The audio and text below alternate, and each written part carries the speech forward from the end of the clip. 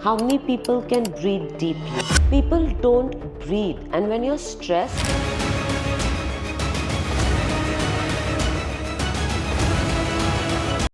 Satnam, Satnam, we are here at the Anahata Healing Festival where Yasmin is one of our presenters, and it's always a pleasure to connect with her, to be with her, to be in her aura. I always talk about the aura, and today we're going to talk a lot about the aura, in fact. That's because when I'm with her, the warmth, the genuine love, the genuine affection, the genuineness itself. For me, it's so complete, it's so beautiful. And that's actually one of the reasons, by the way, I have to tell you why you're so good looking. Because like I've always explained my journey of Kundalini Yoga, how it started, how it began. I saw this group of 300 people with shining skin, glowing I aura. remember that, yeah. And I said, what do you guys do? Like, how are you so good looking? And they said, try Kundalini Yoga. And with this whole practice, the spirituality of it, the practice of it, you just clean the aura, you clean yourself, you heal yourself. And somewhere, you convert yourself to be a good human being. And then when you are a good human being, this is how you look. Thank you so much. And yeah, I totally believe that. I feel like, we all talk about happiness and we all talk about being happy and be happy and love yourself. And, that's how I just feel like it all comes from within. Happiness is not something you can acquire. You just have to be happy. And what makes you happy? Your family makes you happy. Your work makes you happy. Your surrounding makes you happy. Your friends make you happy. So always believe that you have to have a good family. I mean, what you give is what you get. So, like with your kids and with your parents, you give, love, unconditional love, you get it back, and you feel secure. And when you're secure in your house, and when you're secure from home, then you take that security forward. There's no judgment. You can be yourself. That's the only place in the world I think you can be yourself without being judged, is with your closest people, with your loved ones, with your family. And when you're happy with your family, then you work. If you do what you love, you're going to find happiness in it. Yeah. If you're running behind money or because someone said this is good, and you're never going to be happy, there's going to be stress in your life. But if you do what you love, you're not going to be stressed about it. You're just doing what comes naturally to you, what you love, and you're, passing that on to others. And then you surround yourself with friends who bring positivity in your life and not negativity. And I think that is what makes you happy, and that's what shows in your aura. But you missed one thing. What? Actually, probably the most important thing. A constant source of joy and happiness, which I actually said in my class also day before yesterday, is the act of giving, which you also have and I also have. That's why we are always happy. You are a giver. You ask Yasmin for help, you ask her for advice, you ask her for the phone number of somebody that you need to speak to, you ask her for anything, and she will do everything in her power. You ask her to be fit. Huh? You ask her to be fit. To be fit, yeah. All the celebrities, I'll keep begging her for that, and they all achieve that. But the point is that the whole act of giving, when you are a giver and you like to give, you like to share, you want to spread joy, you want to spread whatever you can spread and help people, that is the constant source of healing for yourself. It actually heals you. It's surprising. But Bijay, that's our profession also, right? No, That's as a why I human said being, the you are word. like that. It's Yeah. not because you're professionally like that. I think, But as a human being, I know you as a friend, yeah, and I know that I can depend on you for anything. I can ask Thank you for something, and I know you will not say no to me. yeah. That I know. So that is an ingredient for happiness as a source. The act of giving, because everybody is not a giver. I know a billionaire. I was just talking about her half an hour ago. I'm not going to name. It's probably the third richest human being on in India. And I asked her for the name of a doctor who cured her flat foot, for example, for my daughter, and she never gave it. I asked her 3 times. Just the name and the phone number of the doctor. That's how much people hold on to things.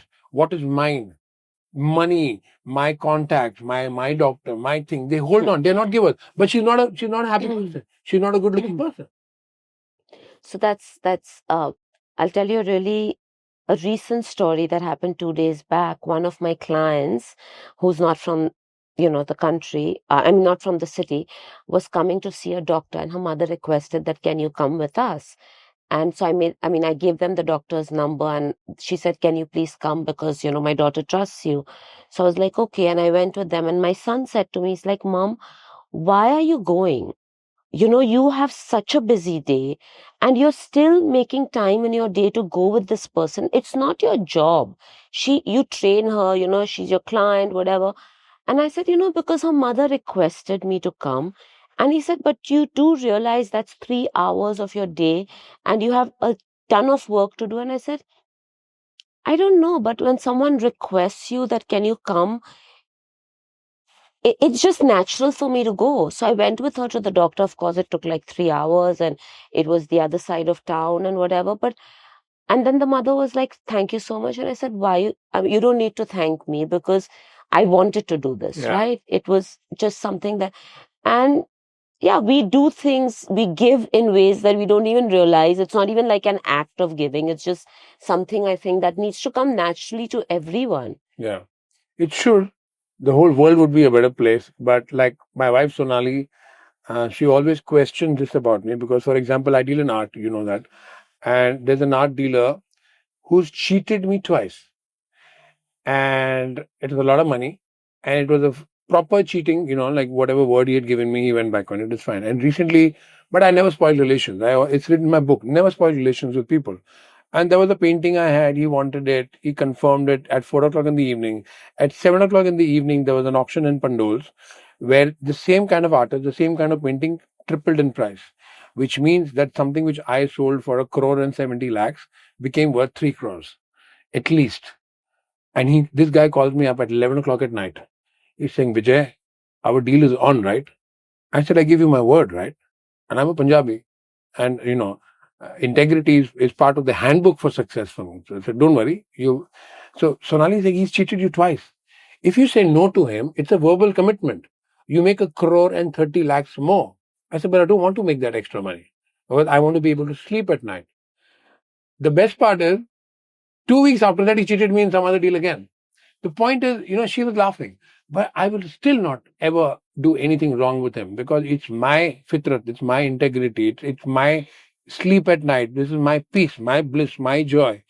And this is how we are. Even you are like that. But this is what people don't realize. This is why we are at peace. And this is also why you have so many people attracted towards you. Whether it's your celebrities, whether it's I don't want to name any of those amazing celebrities you train, how much they love you, how much they trust you, is because you see, we think, unfortunately, we are trained to think that when you wear designer clothes, you walk in with a designer bag. I call it the Victoria Beckham disease, where your shoulder gets stuck because your hand is always like that. When you wear fancy shoes and you come out of a Bentley people say wow, and that they will love you for it. They will say the wow, but as soon as you turn, they'll say bitch. Right? The point is that when your soul is good, or you could be wearing a plain white t-shirt and a kurta and a pajama, and you'll be at the airport and you'll have 5 people coming to and say hi to you, because this is very important. The soul is wise. You might be stupid, but the soul is wise. So the soul recognizes another soul that's pure, that has integrity, that is honest, that is kind, that is humble. So when you are like that as a soul, that's when you actually become attractive. People are trying all kinds of things in with plastic surgery, with beauty salons, with parlors. But what really matters at the end of the day is the quality and the texture and the beauty of your soul itself. True. So, On that note, on that note, tell me about Pilates. How many years you've been teaching it now? I've been teaching Pilates for 20 years, other fitness for more than 30. So I've been in the fitness industry for, I think I was 21 when I got in, now I'm 55. So literally 34 years. But it's amazing how you made the word Pilates just synonymous with YK, Yasmin Karachiwala, and Pilates. Pilates and Yasmin Karachiwala. I don't even know if I would have ever heard of Pilates if it wasn't for you. And it's incredible what you've done with it. What you've done with the whole, structure of Pilates, the science behind it, the fitness that can be achieved with this wonder. Because I teach Kundalini Yoga, and I understand the posture, alignment, and yours is so much even more deeper and more refined. Because my kriyas, my workouts, whatever we do in Kundalini Yoga as a science, are designed for healing the aura and the healing the chakras and aligning them. Right. Yours is even deeper as far as that alignment part is concerned. So we have like similarities, A lot. except ours is designed to just go straight into the spine, straight push up the healing process and heal you. But yours is also, that's why we invite you for the healing festival. Yeah. People, Because it's a don't very even realize. different, Huh? it's a very different kind of movement, but so similar. Like it's same, but different, like they say. So, like, you remember that one festival where we did the thing together where you were doing the Kundalini and I was doing that playful child. We were bringing out the child in you, and then people started crying in it. And it was so deep because it goes hand in hand, different sciences, but both are such beautiful sciences. Beautiful. I love it. And like with my Pilates, I know that I start off and the first 5 minutes people are thinking, like, is this how the class is going to be? We're only stretching and we're breathing, and breath is so important in both. So for my first 5 minutes of the class, I'm only breathing with people, and then I layer in movement with breath, and then we go deeper, and then we go deeper, and by the end of the class, they're like, okay, we've really moved. So I think for me, Pilates is therapeutic. It's a lot of therapy. And just yesterday, somebody was asking me, is mat as effective as machines? And I said, mat is the foundation. Mat is your body with the mat, and that's all you need. You don't need anything external. It's just you. And you go deep within yourself to find that strength from within to do the movement. And I think that's Kundalini as well. You go past your threshold to find that peace and that connection with yourself. But I have seen your videos where you're training Deepika, Alia, Kat, Katrina, and as a Kundalini yoga teacher, what strikes me in that is there is a warrior attitude when you're teaching them and when they're doing it. So you see the similarity in Kundalini yoga. As a teacher, I'm telling you frankly, I'm recognizing that when they are doing it, the focus I see on their face, because these movements are not easy for everyone. First of all, the biggest benefit of Pilates and the similarity with Kundalini Yoga, you're working certain muscles which normal human beings would not even know or think about or ever do. Now, what happens there, as far as the science of Kundalini Yoga is concerned, is that if you're not using a particular muscle, it starts to atrophy. It starts to rot. Right. Now, as a rotting... That's where if you don't use it, you lose it. As if you don't use it, you lose it. Now, as a rotting part of your body, as a decaying part of your body, just because you're not using it, it becomes a warehouse and a storage vault of negative emotions. Your anger, your pain, your grief, your sorrow, everything starts getting stored there. And from there, it spreads all over your body. And it eventually converts itself to disease, maybe to even cancer. Yeah. So when I'm seeing your videos where you're training, your celebrities, and I'm seeing the look on their face, it's the same warrior soul that is coming out thanks to your, the training, the way you're doing it, the focus with which they're doing it, those hard movements repeatedly again and again, again and again, again. It makes the mind strong. It makes the spine strong. It makes the aura strong. And then because all that happens, the aura expands. And that's where the celebrity aura comes from. Yeah. That's why they enter a room and everyone turns and look. So I've always described the aura as something which is very easy to understand. When you see that there can be two people in a room, somebody walks in, one person, and we don't even notice that person. and there can be 1,000 people in the room, and somebody walks in and everybody looks at that person. That's the aura. And celebrities have that aura. So many celebrities we see. I remember Aishwarya's first ad was with me 35 years ago. We both got paid 200 rupees for it. Wow. You know, Meher Kastlino, she had done some feature for Filmfare. No, sorry, for it was Femina. Mm. And after the shoot, I said, would you like to have a coffee? And I took her to Sea Rock. You remember Sea Rock? Oh my And God. my Love driver told me, Sea she Rock. said, who was that? Who was the girl with you? Like my driver was like, he couldn't control himself, I said, why? He said, in every car that passed us, they were all staring at her. And she was nobody at that time. Nobody knew who she was. She was not a celebrity. And I know that when I walked into Sea Rock, everybody stopped eating. She had that all. So people need to work on the body. Basically, what I'm trying to say is you work on the body. Body heals itself. The chakras heal themselves. The chakras heal themselves. Your life sorts itself out. You get that luminosity, that shine and that glow in the aura. That's what's the most attractive thing in the world. Right. When you did Kundalini Yoga, what is your experience with it? I loved it. I loved it. I mean, it's like pushing through the threshold of what you think that you can't do. And then with you, and so it's really important to have a teacher whose voice pushes you through, right? So it's like your voice, and your voice is not allowing you to give up. So and when we did it, there was a room full of people, and people of all different fitness levels, of all different ages, and it's the voice of the teacher that pushes you through that threshold. And I feel like for me,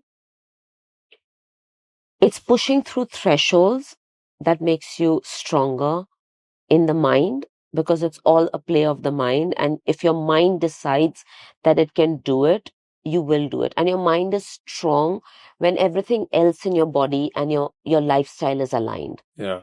Right. So it's not like if you are doing Kundalini yoga or you're doing Pilates, everything else in your lifestyle also has to complement you to be able to reach that threshold of passing through the pain, in order to achieve that inner peace and that alignment. Which is why we have some kriyas which are so difficult. Like I ask you to put your hand up like this. You say, yeah, I can do it. And then after 2 minutes, you start feeling a little uncomfortable. After 5 minutes, you start shaking. After 10 minutes, you start For us, feeling I think the one I remember was this one. this one. And it was just like, stay there and stay there, and then stay there, and then stay there. And then it's like, oh my God, my arm is going to fall off, and keep staying there, and you can stay there. And it's like, oh God. But you know what happens? Like when I started doing Kundalini Yoga, I was like everybody else. I couldn't put it up for more than 3 minutes, 4 minutes, 5 minutes. I remember after 15 minutes, I remember my great grandmother's name that I'd not even heard of. It's so painful. yeah, But then, you see, I always say there are two kinds of human beings on the planet. It's really easy as a teacher to explain that. One kind of human being, you'll tell them to put their hands out. They'll be smiling. After 3 minutes, they'll go like this. After 10 minutes, they start shaking, and then the hands will come down. And they'll keep going out. They look as if they're in torture, they're in pain. They just can't put it up. Then they finally give up. And the second kind of human being, you tell them to put their hand up. After 1 hour, they'll be looking like that. mm. And who do you think, obviously a rhetorical question, who do you think is more happy in their life? Who do you think has more control over events that take place in their life? Who's in charge? Who has a strong warrior So or I spirit? feel like the human being that's here with that Zen look for an hour has gone through phases to reach there. Right? They have gone through that, and they have gone through We've all gone through it. and they've evolved through it to be there, to reach that Zen happy place. So I think even it's like when I teach, yesterday when I was teaching the session, and after the session, everyone was like, we want to know, how did you speak through this session? How were you able to talk through that whole session? And I was like, I mean, I don't even think about it anymore, right? It comes so naturally. Of course, when I first started, it wasn't so Yeah, natural. for me also. I had to think, I had to plan, I had to, practice, I had to do that. So it is practice, it is keeping on doing it, it is believing that you can do it. So, yes, when we do that and you're going, and it's like, it's very difficult to maintain that Zen phase. So, when I'm doing something, I remember just last week, I was doing a cardio Pilates with a client where I'm jumping on the trampoline for 20 minutes, and I was teaching a class, and I was jumping and talking and speaking and doing it and did it. And at the end of it, they said, "Did you feel it as much as we did?" And I said, "Yes, of course I did." And they said, "But it didn't show on your face." Yeah. I said, "I was dying as much as you were, but it's just that I've been doing it for so long that I've not even realized that I don't show it anymore." As a teacher, you come to that realization that even though when I'm telling you to do this, for me, 25 minutes or 30 minutes is nothing. I don't even feel anything.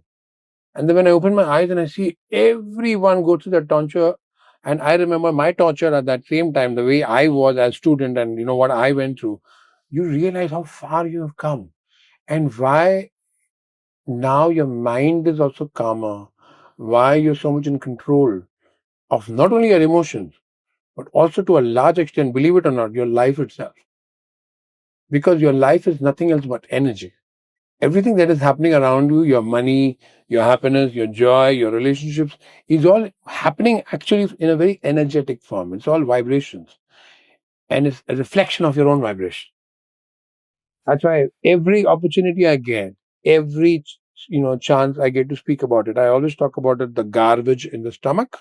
If you eat garbage, it converts itself to the garbage and the tamas in the mind. Yeah. The mind becomes garbage. It becomes tamasic. Yeah, because there's a direct connection between your gut and your brain. And then there's a direct connection between the brain and the aura. Right. Because, the tamas and the negativity in the brain, there's so many people who are so negative. They're thinking negative. They're talking negative all the time. It converts itself to the negativity of your aura. And that is exactly what your life reflects you. So when you are experiencing life, you're experiencing nothing else but what is there inside of you, so your life reflects you to yourself all the time, constantly. So if you are in pain right now, you're reflecting the pain that that you have made a part of your existence. So you need to heal. It's not optional anymore. Once you realize that, you know that your job is not the 9 to 5 salaried job that you're doing. Your job in life, really, your purpose of life, your existence is nothing else but to constantly heal yourself, make yourself better, wiser. And if you did that on a regular basis, it would not even be a task. It's not a task Right? at all. If you just live your life like that, if you just live your life surrounded by, positivity, surrounded, believe in it, and breathe. And breath gives you everything. I mean, everything is focused on your breath. How many people can breathe deeply? How many people breathe shallow? So, yeah. Like, breath is so important, and people don't breathe. And when you're stressed, your breath doesn't really, it's so shallow. Yeah. So I'm training a client right now, and he can't breathe. He can't breathe because when he inhales, he goes, and I, because we don't live that life, right? We are so tuned to our breath. When you see somebody like that, there's so many questions in my mind of, like, how can you not breathe? Like, what is your life like? How do you live if you can't breathe? There are similar stupidities, like how you said, I can't believe how you can't breathe. I mean, it's such a normal thing. It's such a critically important thing. But same way, like I always say, you want to see a horror film, you go to a theater. I want to see a horror film, I go to a restaurant. I can't believe how can people not understand, even at a yoga retreat. Now, this is a yoga event. We are here for the Anahata Healing Festival. There are fruits, there's yogurt, there's vegetables, there's juice, it's not meant to be eaten Eaten altogether. altogether. I'm sorry. The fruit was there for people who wanted fruits. The vegetables are there for people who wanted vegetables. The idli and the sambar is there for people who wanted that. But people put all of that in one plate So, and they sit in front of me. I said, "Excuse me, what are you doing?" yeah. So I have a very good saying that I always tell all my corporates and people when I'm giving these talks, and it's right. Somehow my session is always after lunch. And I'm like, it's a buffet, right? People always for corporate events or even for a festival, everyone's not plate. Food is not plated. It's a buffet for you to serve yourself whatever you want to eat, and everyone is on a seafood diet. They see food and they eat it. But that food is not meant for you. That food is meant for people who want to eat fruits, people who want to eat vegetables, people who want to eat protein, and either you mix a little bit of and we all know that our plate needs to be a little bit of protein, a little bit of good carbs, a little bit of fat, and fiber, and you put that in your plate, but you don't put everything in the buffet on your plate because it's not a seafood diet. So I call it a seafood diet. People are like, no, I don't eat seafood. I'm like, no, you eat all the food that you see. But all the happy people I've seen, the people I look up to, I respect, the yogis, the really wise people who glow, look also so beautiful and healthy. You see their plate, just take a little bit of food, and True. the problem with the world today is greed. When they're seeing food, they fill up the plate like this, literally. And then they fill it again, they eat again that much. They just can't stop, and that greed for food. So how particular you are about your food, how conscious and mindful you are about what you put into your body. It converts, it translates itself. You show me somebody's plate, I'll tell you his character. I'll tell you how he is as a I don't human think being. you should ever see my plate because I eat a lot. No, but you work out. It's, No, it's not about the quantity. Hello. yeah, I'm saying, yeah. do you look at the person's body? So I would never trust, for example, a human being who's grotesquely obese and obviously unhealthy. You know why? Because he doesn't love himself. And this is really important. Somebody who doesn't love himself cannot be kind, cannot be humble, cannot. I don't, lack of self love for me is a big warning sign. I'm not saying there are not good human beings who are unhealthy. I'm not saying that at all. But it's a first big turn off for me as far as when somebody walks in towards me with that ball of ill health. So I believe that there are a lot of people that I know, or maybe a few people who might be big, and then you see their face and you see the glow. And when you look deeper, there are hormonal problems or That's whatever. why I categorically said, Yeah. no, it's not only It's the about big, but face. obviously unhealthy, obviously Yeah, the unhappy, face. Yeah. dark circles, wrinkles, pitta, Yeah. and everything is going out of. You can tell. And that pains me. Like when I see people like that, I really feel pain because I feel like, why can't they see that they need to work on themselves? Like, why? It's so, and now with all these quick fixes that are in the market and everyone's just running Ozempic, Monjaro, and people are just thinking it's like there to lose weight, and it's not. It's not like I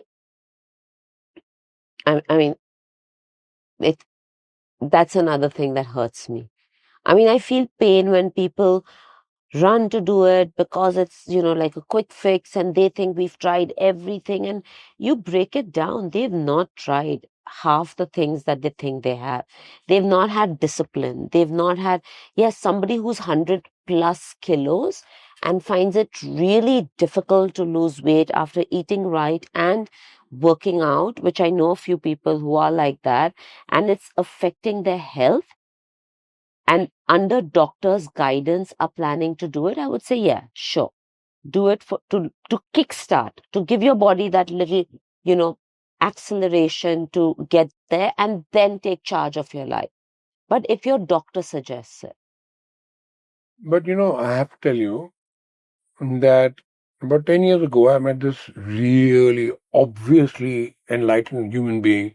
Those three white tikas, white robes, and he told me something very profound. It actually changed my attitude as a teacher. I still teach. I still travel the whole world. All the time I'm traveling and teaching, and it's my karma. But it changed my attitude in a way that made me understand humanity. And he said, really important, that people who are unhealthy have chosen to be unhealthy. And the second part is even more shocking. He said people who are unhappy have somewhere chosen to be unhappy. So when you analyze that and you look at people, you look at how unhealthy they are, and you look at their habits, you look at how they don't work out, how they eat garbage, how they have no control over what time they sleep. They don't care. They want to party, they want to watch Netflix, they want to eat, The point is, there is a system. If I walk from here and I decide that I have to go to Delhi, and there is a road, there is a system, there is a path to go to Delhi. I cannot walk towards Chennai and hope I will reach Delhi, right? So for health, there is a system. True. You have to wake up early. You have to sleep early. Ideally, you sleep at 9:30, okay?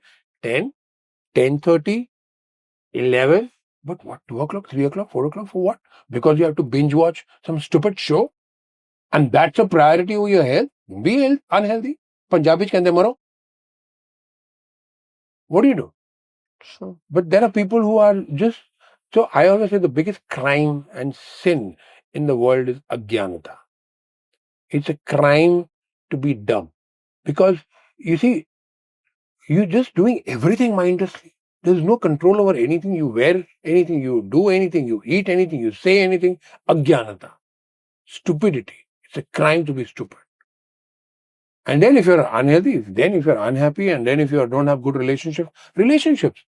I'm teaching yoga, and after my class, everybody gets, I always tell people, you have any questions? And then they say, I never have good relations. Nobody loves me. And you know how blunt I am. I'm brutal. I'm not kind that way. Because I have to show you the mirror. That's my job as a teacher. I said, have you ever seen a mirror? When is the last time you worked out? When is the last time you ate anything healthy? You see, I'm just saying that if you don't love yourself, at the end of the day, it's self-love. True. You don't love yourself, you're hoping a husband will love you. You're hoping that you walk on the road and people will say, wow. You love yourself first, then other people will love you, no? So if, for example, I love people. One of my characteristics, according to my friends, is they'll come to receive me at the airport, and I will be with 6 people who I made friends with on the flight. Okay? That's it. That's how you know Bijay is coming out. And he wouldn't have known them before the flight. So I'm friendly, but I can go to my farmhouse alone for 6 months and live alone without a phone. Right. Because I love my own company. I can meditate. I can do yoga. I can go to the waterfall and stand under there for half an hour. I can go to the dam. So again, the same thing. You like your company, others will like your company. You don't like your own company. You always want to be surrounded by people because you hate to be alone. You don't like your own company. How do you expect other people to want to be around you? How is that possible? It's an anomaly, right or no? Of course. True. And you can only love yourself when you start doing things for yourself to make yourself happy. You can't like sit in front of Netflix and say, okay, I want to love myself.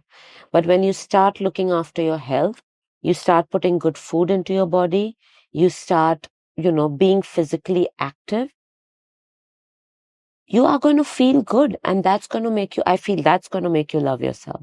You know what makes you love yourself even more? Good karma.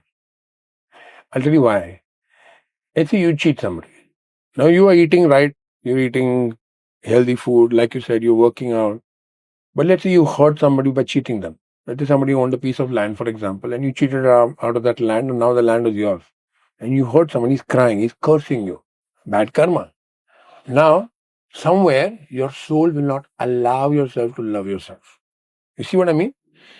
That wretchedness that act of wretchedness that you inflicted upon somebody and got their curse, your soul will not allow you to do things that will love yourself. I also feel like there are a lot of people who do things like that, but are not even aware of what that's doing to their aura or what they're doing to themselves, or, and that unhappiness translates in different ways in their life, right? I mean, see, we know that if we hurt somebody, you're going to come home and say, like for me, I work with a lot of people at work, right? I have a lot of employees.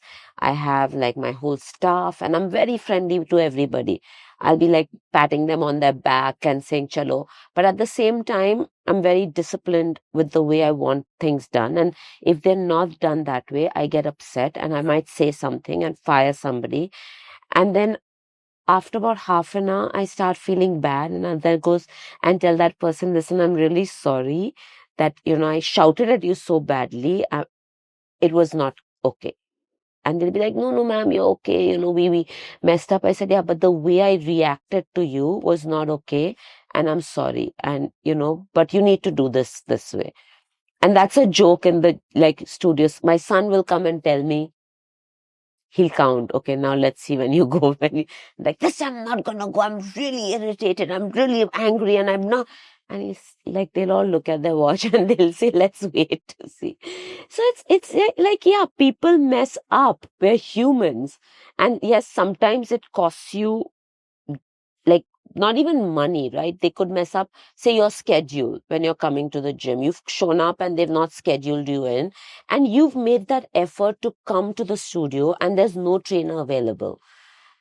And you're going to get angry. And Yeah. for me, it's like, you can't do that to somebody. So sometimes I'll step in and I'll say, you know what, I'll train you today. Yeah. I'm Thing, free.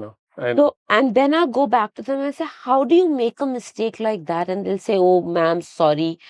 And sorry at that time doesn't cut it, right? I would not be in the studio. A person has made the effort to come there, and then they've not been serviced. yeah. And we're a service industry. So I'm like, those are the kind of mistakes that can't happen, not because we lose out on money, but because you're losing out on somebody else's time Yeah. and effort. And that's when and those times I'm not proud to say I'm not a nice person. No, but And there's a mistake people make in identifying enlightened people or Buddha nature people. So a Buddha or an enlightened person is one who doesn't get affected by something and doesn't get angry. That's fine. But there's something else which people don't realize is that it's very important. If you have it in you to get upset about something, it's critically important to verbalize it and shout if you have to, scream if you have to. You know why? Because if you don't, you it don't converts itself into toxins, into cancer, into cancerous cells inside the body and spreads. Because there are people who will hold that anger, that rage, that grief, and they will not cry, they will not shout, they will not scream, and they internalize it. They die. People like you and me, I also scream. I can scream so loud when I'm angry that you will hear it on the opposite side of the river. We just heard it. You just heard it? Yeah, at the back when you went. Yeah. So, but the thing is, because you do that, the poison comes out. Yeah. There's no poison left inside. And it has to be, I mean, I think people who know you know that when you shout and scream, it's not a vicious, It's not vindictive. It's not. Yeah. Yeah. Ask my two people who are sitting at the back of the room how much I shouted them all the time. Love that. That's love. But people have to realize that, the whole, especially housewives, when they go into a new family and they're supposing if the mother-in-law is vicious, if she's, and if the husband is ill-treating them or something is going wrong, and they will just keep quiet and they will control that rage, they will control that grief. That was our times. Today's day and age, Even the today, girls I'm a teacher, so I get to hear stories all the time, and I try see so doing much that pain. with the Gen Zs. They will give it right back to you. No, I hope they do Yeah. because it's a good thing. Yeah. One thing They is don't- tehzeeb, Yeah. one thing is manners, one thing Yeah. is being respectful. Tehzeeb is very important. My daughter, for Sanaya, there's no compulsion on getting full marks, standing first in the class. It's up to her. She wants to paint. She should paint. If she wants to dance or play the piano or do skating, she's a Maharashtra champion for that. Whatever she wants to do. It's not about me saying that you have to become a doctor or you have to become a yoga teacher or you have to be an engineer. No, whatever you want to do. The only thing that's not negotiable as far as parenting is concerned, is tehzeeb. You Right. go to a restaurant, somebody who's serving you brings a glass of water, and you don't say thank you from the age of 3. It's like, hello, are you from the village? Did they teach you manners in school? You just got your glass of water, you're supposed to say thank you. Oh, I said thank you. So don't forget it next time. It's not negotiable. I'm brutal as far as even today. Now it's gone into her blood system. She could be sleeping, and if you ask her, you want ice cream, she won't say no. She says, no, thank you. And she smiles. You see, but I wish, because I Right. see billionaires going to a restaurant like the Taj, at Wasabi and saying, water, what? And like my guy Netson, he looks at me like there's a shock. They're not used to somebody talking like that, right? And even though they're waiters, even though they have Oh, of in the service course. industry, you suddenly realize there's something off. And then, I look at them and I just smile. And we have that glance. But the guy's a billionaire. But the parents, so it's all about the parenting. I say if the parents were good, there would be no terrorists in the world. There will be no unhappy people in the world. There will be no suicide. There will be no unhappiness. You know why? Because as parents, we tell the child, you have to be successful in life. You have to be famous at any cost. You have to stand first. Even if you have to stand over a dead body, stand, but rule the world. And we destroy the child. I also think parenting and then the peers. Oh, yeah. You need to find good peers because sometimes, as a parent, you do everything right. But if your child falls into the wrong company, and there are a lot of times you say, what did I do wrong as a parent, to get to this stage? And I think that the choosing, I remember my younger son, when he was in school, he had ADHD, okay, which was, he was hyperactive, and uh, the teachers didn't know how to control him. So I would go every 2 weeks and talk to the teachers and tell them, do this, do this, do this. And Ajinkya is the, owns the school. And I was like, Ajinkya, can I come and talk to your teachers on how to deal with kids? But there was another child who had ADHD, and they became friends. And when they became friends, okay, as a parent, I mean, I love that child, I love my child, but the company of both these kids was not a good outcome because they would egg each other. And like my son would do stuff, and he didn't have a mean heart, which as a, I mean, not because he's my son, but he would not, he was just like boisterous and whatever. And the other kid, together, obviously must, but together they were not a good combination, and I could see it, and I didn't know how to stop this friendship.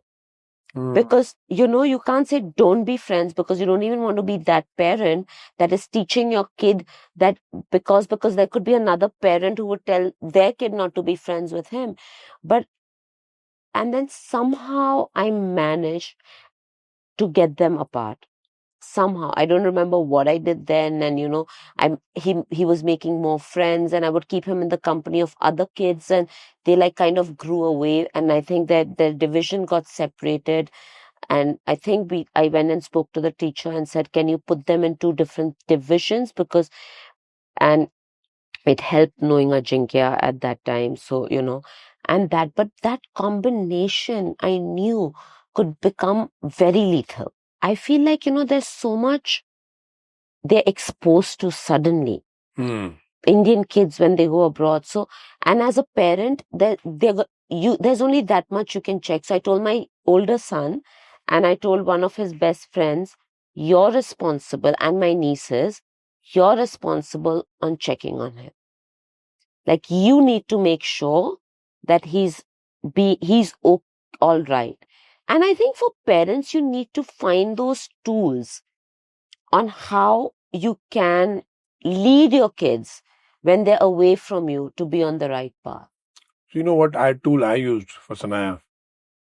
Very interesting. I drilled it in her head from the time she was 3, 4, 5, 6, 7.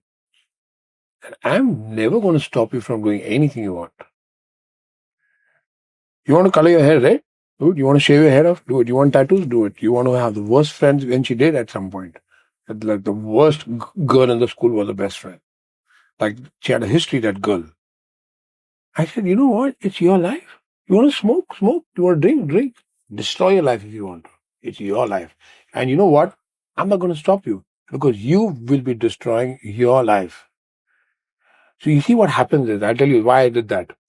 Is that as parents, when you're trying to guide the child into not having this friend, not smoking, don't smoke, don't drink, don't do this, then they want to try it quietly. No, 100%. And then what happens is, they try it, sometimes they get addicted to it, sometimes they get hooked on it. Sanaya, as a child, you know her, as you know so well, is the most sorted child because I gave her the reins of her life at that age. And what happens then is that I made her feel so responsible for her future that she knew that her present had to be sorted. I said, I'm not going to stop you, do what you want. And she never did it. You know, maybe she tried drinking at some point for some, but she knew she didn't like it and she knew the dangers. She knew I used to drink and I gave up. Why I gave up? Yeah. She doesn't drink at all. And she's the only one in her group of 25, 30 people who doesn't drink. The point is that as a parent, so my first book that I wanted to come out with, which I actually wrote first, was called Raising My Daughter. Because I had this theory and the science, my science, behind how a child should be raised. And like I always say, to be an authentic philosopher, what that means is not that your philosophy is the best philosophy in the world. Otherwise, there wouldn't be 1,000 philosophers, right? You have Nietzsche, you have J. Krishnamurti, you have Osho, you have Rajneesh, you have Alan Watts, you have Swami Sarvapriyananda, you have Guru Ramdas. There are thousands of great philosophers. How can all the philosophies be right? So how do you know whether this is a genuine philosopher or not? They're all genuine. Because you know why? It's very simple. First of all, they are not saying something to impress you. They're not saying something for popularity or, they're saying something because they genuinely believe it to be the truth, number one.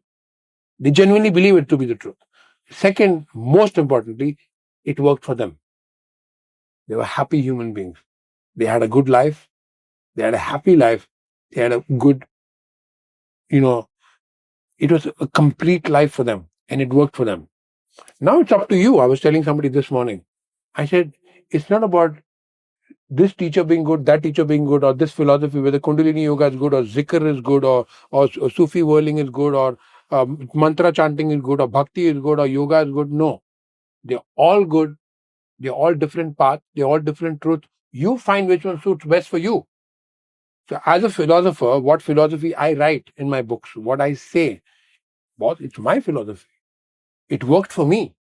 I can claim to be 100% happy. It worked for me. It's up to you. You don't agree with it? You're welcome. Don't follow it. I'm not asking you to. I'm not looking for followers at all. I'm just wanting to share it with some people who are looking. I wish I had somebody to guide me on these things when I was a teenager, for example. I wish I had somebody to tell me these things that I'm telling you. So that's why I do what I do. That's why I'm teaching. That's why I'm traveling. That's why I'm creating these videos and these podcasts, so that some people who want a different perspective, a different point of view. Right. I'm not saying I'm right. I'm not saying I know it all. I'm not saying I'm enlightened. I'm not saying any of that. I'm just saying this worked for me. That's why I want to share it with you. Maybe it will work for you. So try it. And what am I saying at the end of the day? Good karma. Good karma, good karma, good karma, good karma, good karma, good. It's like a broken record, it's like it's on a loop. Or it's like a mantra. Huh? Or it's a mantra. Good karma, good karma, good karma, good karma, good karma, good karma. Because at the end of the day, if you do good karma, how can anything I also happen to you? think one of the most important things with your children is honesty. And to have that channel open that they can come and tell you anything. 100%. I think that is one of the best things about parenting that I have learned with my children is you can come and tell me anything. So sometimes like they'll do something and their friends are like, your mom's here. And they say, we don't hide from our mother. Our mother knows everything. Same. She might not like it and she'll tell us she won't like it, but we tell our mother everything. And for me, that's really important because I'm like, I want to know what's happening in your life. I don't want to find out from other people. So there are, of course, you're going to make your own mistakes, and that's fine. You have to make your mistakes to learn from them. You can't learn from my mistakes. I'm going to tell you that, I did this and it didn't work for me. You have to find out your own path. Yeah. But I'm there for support or for advice when you need it. Yeah. And I think as a parent, and it's a really important thing to have is to be a good listener, to listen. Like with my older son, we work together, and sometimes he'll be telling me something, and I try to say, and he'll be like, "Can you just let me finish?" Okay. I need to give my mom, "Can I finish? And then you can say what you want." Okay. But the last thing I will say on parenting is that I was teaching in Kolkata, and this one lady from the class, she got up, she, "Can I give you a hug?" I said, "Yeah. Will you please come and give a talk in my school?" I said, "You have a school?" She said, "Yeah." I said, "How many students do you have in your school?" She said, 1,000. I said, "I will come on one condition." She said, "What? Anything. Tell me what." I said, "I will not talk to the students at all. I don't want to talk to your kids. I will only come if you call 2,000 parents." Oh, parents. Because I want to talk to the parent. Because what the child is doing right now, what they are, like I said, my child is a reflection of my integrity, my honesty, my virtues, the way I treat people. She sees how I treat people. We're going to Europe. She always has one euros full. And anytime she sees somebody begging, anytime she sees somebody playing music, depending on her mood, she will give 1, 2, 3, 4, 5, like depending on how she connects. And as soon as the money gets full, empty, as soon as she finishes it, she comes and says, "I want more." I give her more because she sees me do the same thing. The child is only going to do what she sees the parents do. So I want to talk to parents. I don't want to talk to the kid. What am I going to tell the kid? I tell the kid, "You should not eat Maggi noodles. It's not good for you. You should not have chips and fries because they're full of saturated oil and it's going to give you diseases." But then the kid goes home and the mother says, "Basan, baby aa gayi, usko Maggi do." What am I going to do? What is the kid going to do? The parents need education. Because it happened to me. I go to a friend's house, affluent family, Aston Martin and a Bentley parked down in the garage, like opulent house. And she's telling me, "My daughter's got eczema. What do I do? She's got psoriasis at this age. She goes to school." And as soon as the daughter walks in from school, I'm witness. "Oh, baby aa gaya, unko Maggie bana ke do." Now, Maggie noodle, and I'm saying it on an open forum. I don't care about getting sued. It's the maida is a prime source of eczema. And the child has got eczema and the mother is ordering a Maggie for the child. What do I talk to the child? I don't want to talk to children. I want to talk to the parent. True. So, the reason why I wanted to have this conversation with this lovely, beautiful soul is not because she's the best Pilates teacher in the world. In the world, I will repeat it, in the world. But she's the best, one of the best and the kindest and the most genuine human beings I know. And I love her so much. Satnam. Satnam.